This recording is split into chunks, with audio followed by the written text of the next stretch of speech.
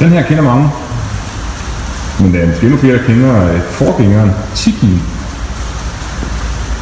som har eksisteret i rigtig, rigtig mange år. Den produceres selvfølgelig ikke længere, men Coach 450, som den her så selvfølgelig er, det er faktisk den, som i sin tid blev udsigt til at være afløseren for Tiki.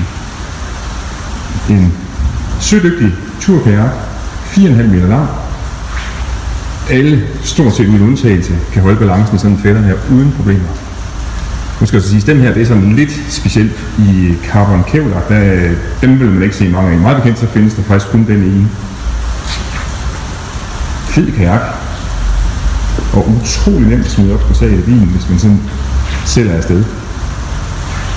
Og det der med, at den er nemt at smide op på taget, det er altså ikke halvnøje, når man lige ser på, hvad vægt vi snakker om.